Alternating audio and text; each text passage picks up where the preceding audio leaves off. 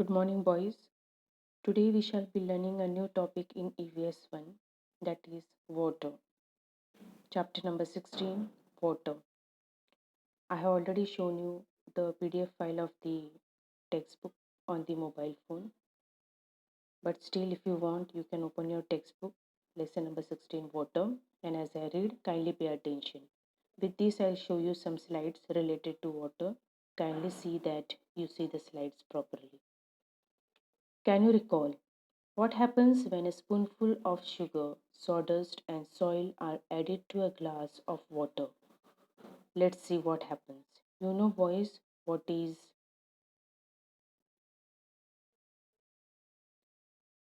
a sawdust? Sawdust is a powder which is obtained after cutting off the wood. So that is called as a sawdust. So first when you add sugar to the water, it dissolves after stirring. When you add soil, you know soil contains some particles of stones. So these stones try to settle at the bottom of the water and the soil gets mixed with the water and it becomes muddy. But when you add sawdust, that is the powder of the wood, to the water, it is light in weight, so it doesn't get dissolved or sit at the bottom, but instead it starts floating on the water. Got it? So let's see now the next part. Next question. Which are the three states of water? Do you know which are the three states of water, boys? Okay, I'll tell you. See the slide here. Three states of water are solid, liquid, and gaseous.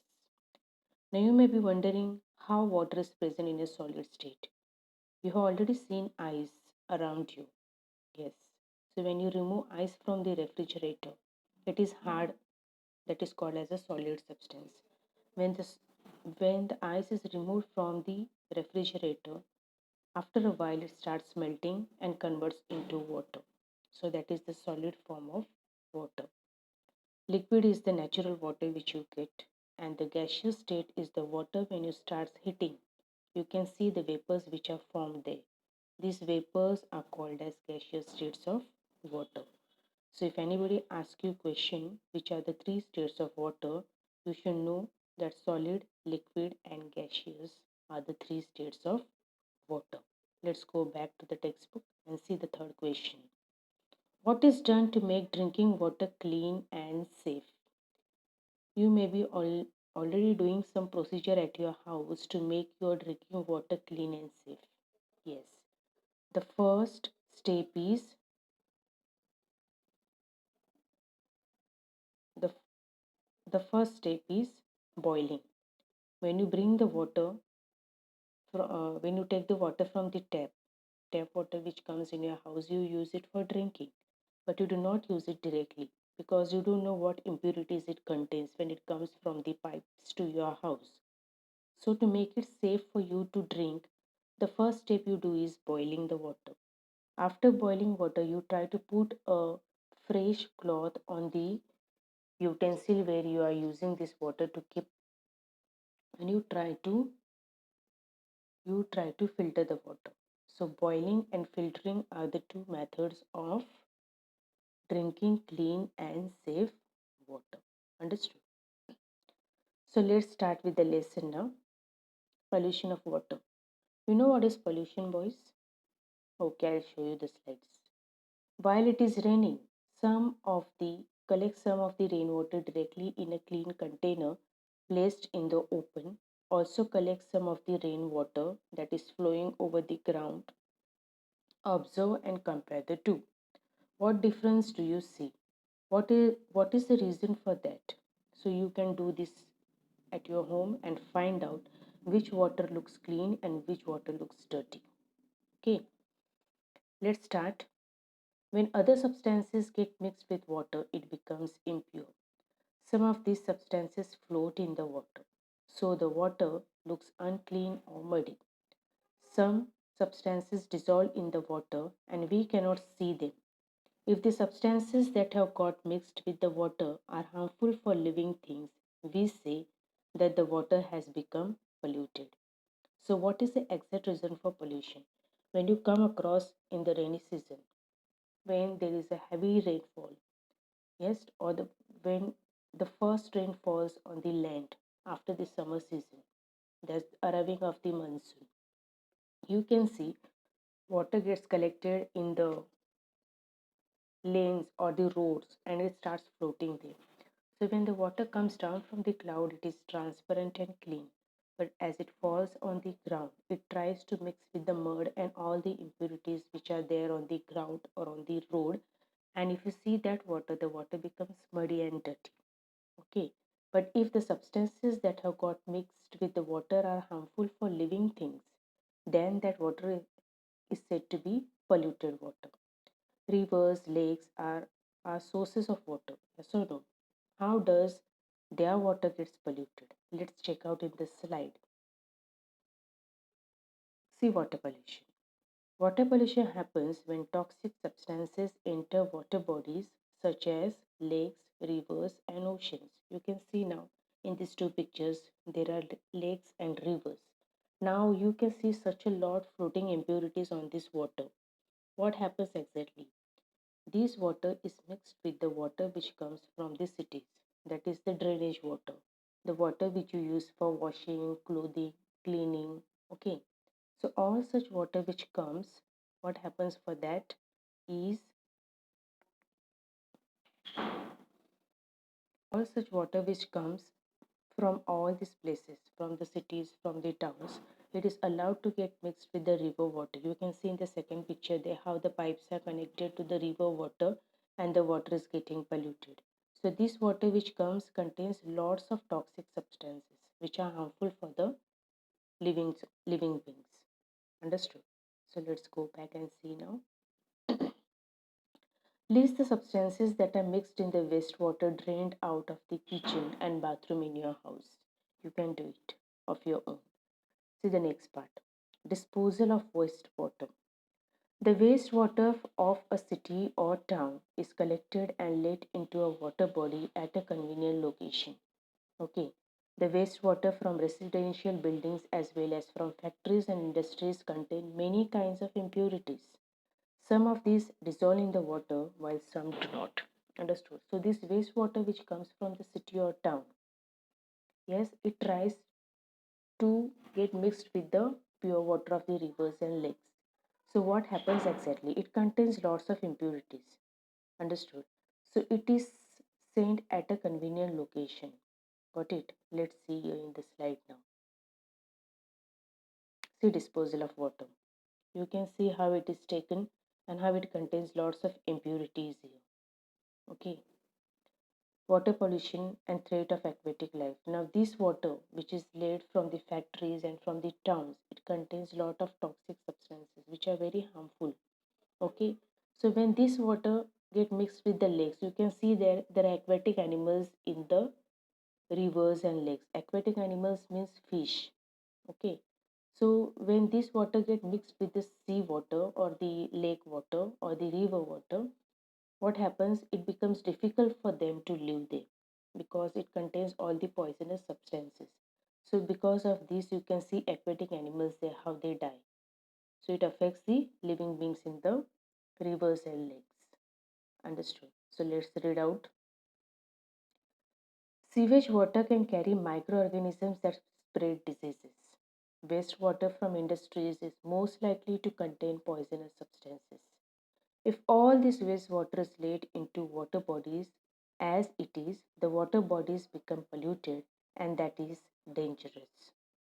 Such water cannot be used for drinking or for any other purposes. That is why it is compulsory for factory owners to treat the water before letting it out. Similarly, sewage and other wastewaters of towns and cities is processed for purification before letting it into a water body.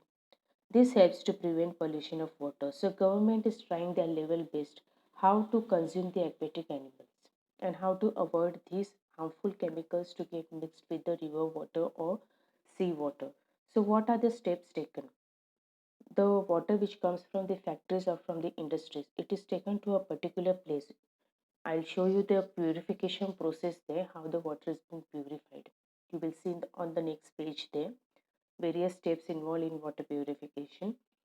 So this water which is poisonous, harmful chemicals, which contains harmful chemicals. This drainage water is first led to the purification center. They try to remove out all the toxic substances, poisonous substances which are present in this water. They try to purify this water. They try to oxygenate this water. They try to chlorinate this water, and then it is allowed to pass in the sea.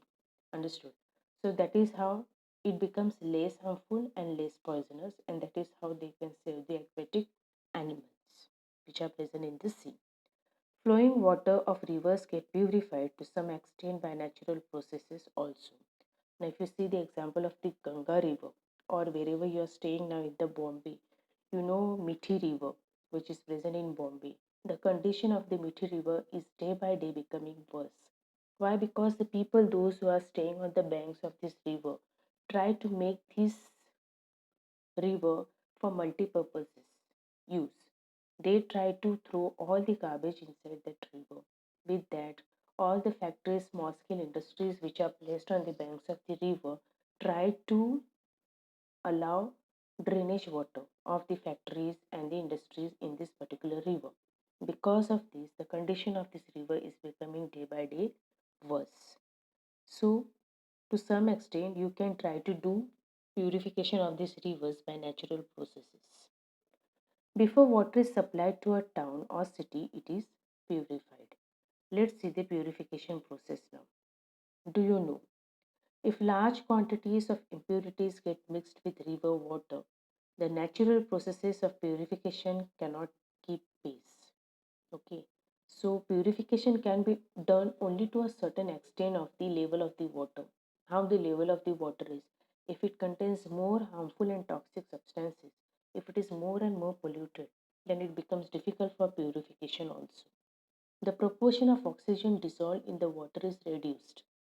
The polluted water which is there, it contains less proportion of oxygen. That is why what happens when aquatic animals try to come in contact with such water, it becomes difficult for them to breathe.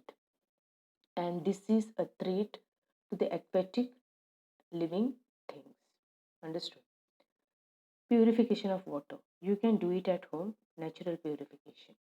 Take a plastic bottle, tie a clean piece of cloth over its mouth, cut off the base of the bottle, hold the bottle upside down, pour some powdered coal into it, then add fine sand, and lastly coarse sand to make three different layers inside the bottle as shown in the figure. You can see this figure, or I'm showing you on the slide here. Here. Okay, so you can see the bottle here. The bottle is cut into half. Mouth of the bottle is tied with the red cloth, you can see, and the bottle is inverted in one another container. Got it? Now, the bottle which is cut, in that first added is the coal or the charcoal, you can see. You know what is a coal? That is after burning the wood. Yes, what remains behind is the coal. That is green color. Understood? Or the ash you say. No?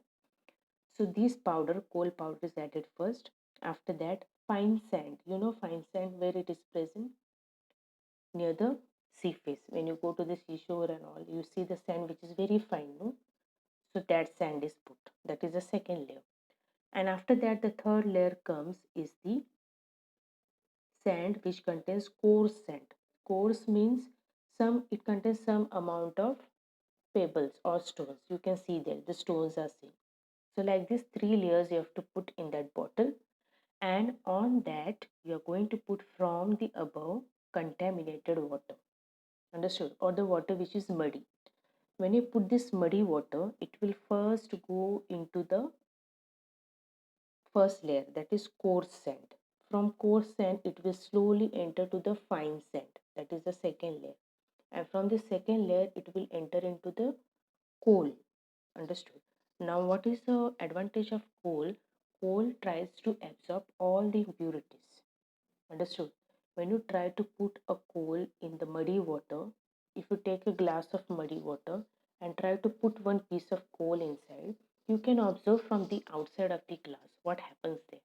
Coal tries to take out all the impurities which are present in that water, and it makes the water clean. Same thing happens here. When this impure water comes to the coal or the last layer, there what happened, coal tries to take out all the impurities from that, and then from the cloth it is filtered, and you can see from the down in the bottle there, the drops which are falling, it contains pure water. So the water which is coming down in the down bottom bottle, you will see there the water is pure water. Same thing happens for the groundwater. How you get fresh water from the ground? Ground contains all these different layers. Understood? Ground also contains all these different layers. So when you try to dig out wells, understood, the water which you get in the well is the clean water. So how? This is a natural process of purification which is done in the ground. Understood? Same thing happens with the groundwater. Understood the natural process? Place the bottle on its lower cut-off portion as shown in the figure. Now pour some muddy water containing some rubbish slowly into this bottle. Observe the water that flows into the base of the bottle. It appears clean. Of course, you have learned that there could be microorganisms in it. So the water which you get in the bottom or the container, it contains clean water, but it is not 100% clean. It contains some proportion of microorganisms. So, what is the next step after this is that is what is told in the third question at the starting. Clean and safe water, what you're going to do is boiling and filtering. Understood? So, that is the next step. Then comes the next part, word waterworks. Visit the nearest waterworks along with your teacher. Obtain permission to interview an official there. To learn about the purification process, you may ask the following questions. What source of water is used for the public water supply system? How many liters of water are purified every day? What processes are used to make the water clean, transparent, and germ free? In what order are these processes carried out? What is done to rid the water of bad smell? So you have to visit some purification center. There you can ask one of the in charge over there all these questions and you will get the answers of that. Okay. Do you know while traveling we often buy bottle drinking water. The bottles are available at places like bus stands and railway stations. Read the information about the water given on the bottle and tell others about it too. The date of bottling and the period for which the water can be safely used is printed on the bottle. It is important to read this information when buying a bottle. Once you have opened it, the water should not be kept for very long. The empty bottle must be crushed and thrown into a garbage bin so that it cannot be reused. You know, when you go for picnic, you cannot carry a bucket of water there from one place to another, and so many days if you are going to stay, it is not possible to carry such a lot of water from home. So while traveling, you try to take the extra water, that is distillery water from the stalls. So this water which you get in the bottle, when you buy the bottle, first thing you have to see that it is sealed pack. Sometimes you get duplicate bottles also. Yes, where the water which is put in the bottle is not at all safe for drinking. It may contain some impurities. So first try to see that the bottle which you take from the stall is completely sealed. The mouth of the bottle is completely sealed. Then you have to see the manufacture date and the expiry date. Okay, if it is expired, do not take the bottle. And if you have taken a bottle which is being manufactured recently, and if you open the bottle, whatever water you have used and the remaining water which is there, try to use it in that particular period of expiry, because after that it may get expired and prove to be harmful. So try to use the water and finish the water of the bottle as early as possible. And after drinking the entire water from the bottle, crush the bottle and throw it in the dustbin, not on the railway tracks. Okay, boys. Can you tell if at some place it did not rain for a very long period of time, what will be its effect on the life of the people there? Before coming this, first we will try to see water purification process of water works. See here how the impure water is brought here, how it is processed and then taken back to the places in cities for drinking. Okay, so first here settling. The water which is impure is brought in this particular tank. Here the water source is allowed to stand in a large tank, remain there for some time. When the water remains there without any movements, what happens? All the impurities go and sit at the bottom of the water. Alum is also used to help the process of settling. Okay, so this is the process of settling. Then comes filtration.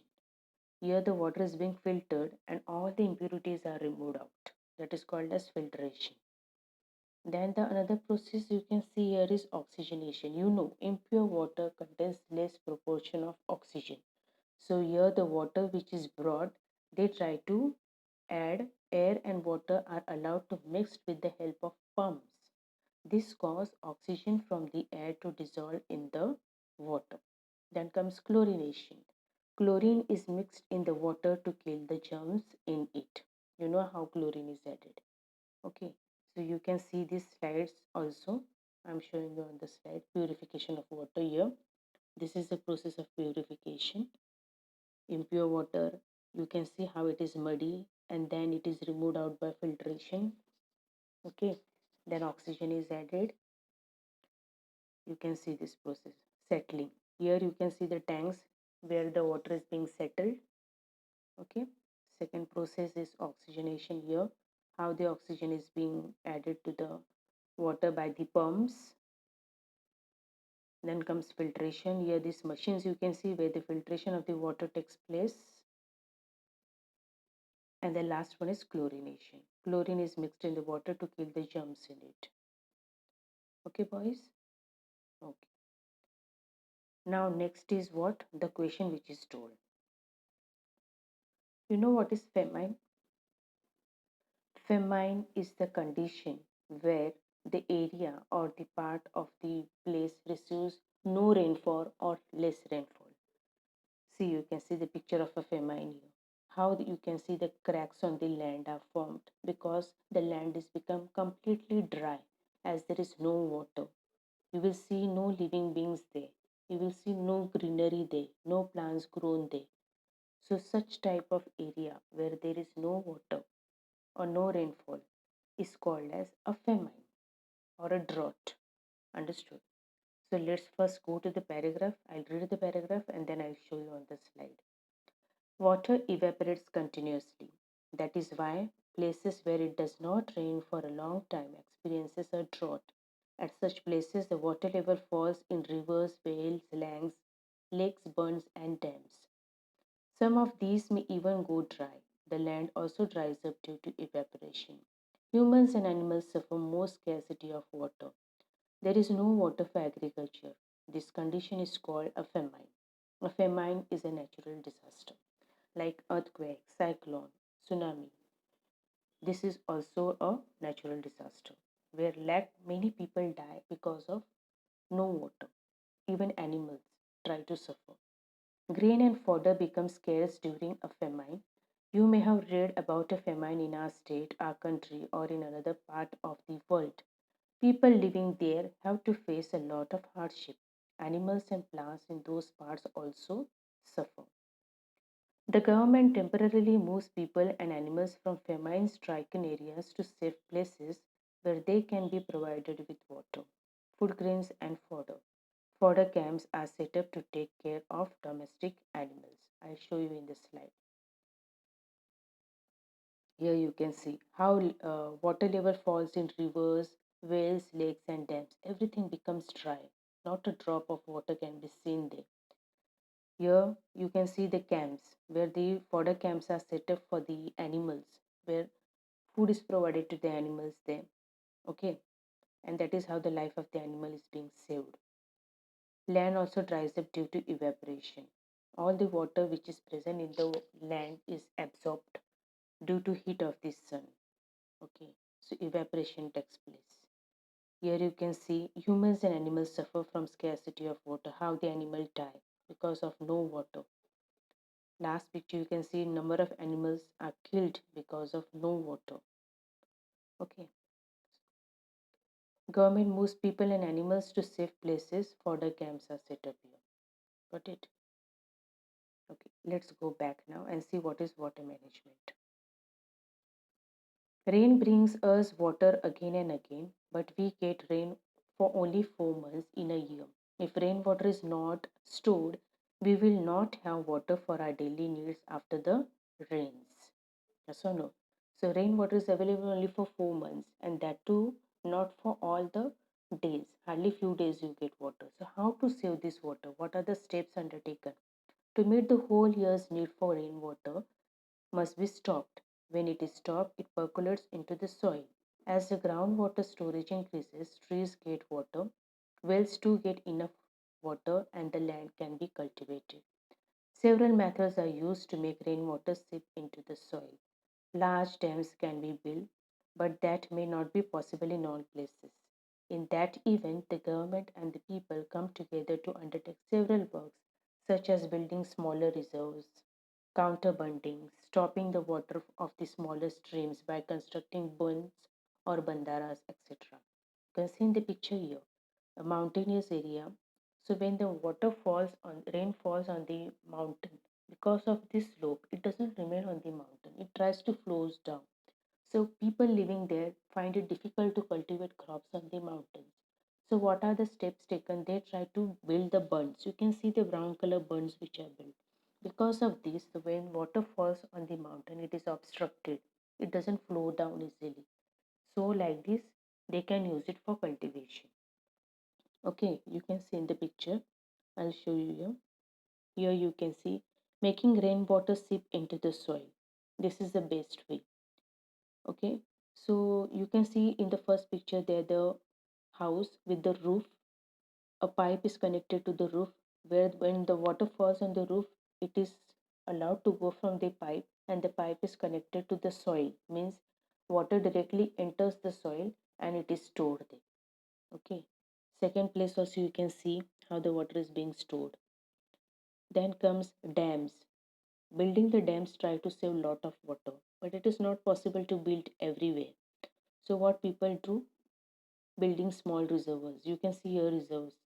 Talav we say, no? So there the water can be preserved for a longer period of time.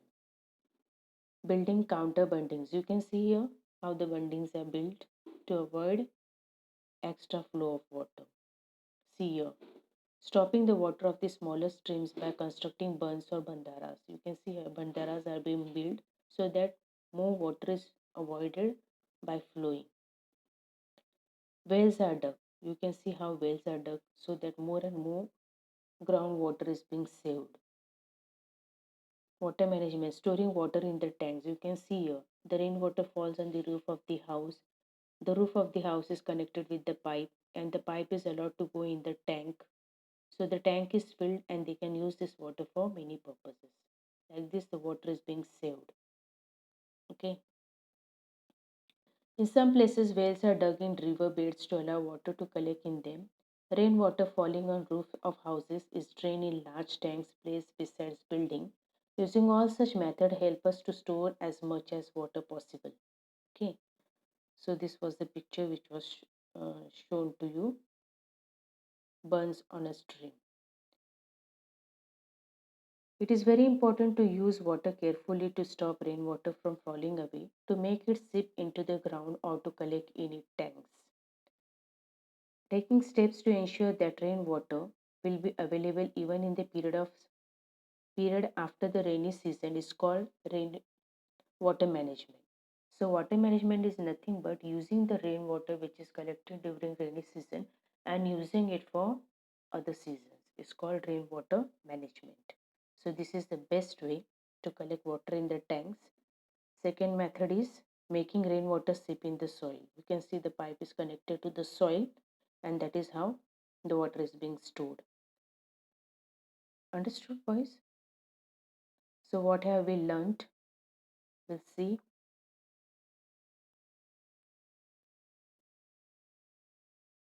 Important points to remember now. When substances that are harmful for living things get mixed with water, it becomes polluted. So, when can you say that the water is polluted? Only when harmful substances get mixed with the water and it proves harmful to the living beings. Before wastewater is let into water bodies, it is processed in many ways to prevent air pollution. So, instead of allowing this harmful, poisonous chemicals to mix with the fresh water, they are first being purified. Before the water is supplied to the public, the dissolved and undissolved substances in it are separated at the waterworks and the germ in it are completely destroyed. Important points to remember: if it does not rain for a long time, it leads to drought or a famine. Okay, understood what is famine? Famine conditions affect humans as well as animals and plants of that region. Water management means stopping or storing water or letting it percolate into the ground to make it available even after rainy season. So that is called as water management. So this was just the reviewing the lesson, whatever points do you remember. I have tried to make it clear by showing all these slides. Hope you understood the lesson. Notes also will be sent with this particular lesson. So try to complete your notes in your notebook. Till then, stay safe, stay healthy, have a good day.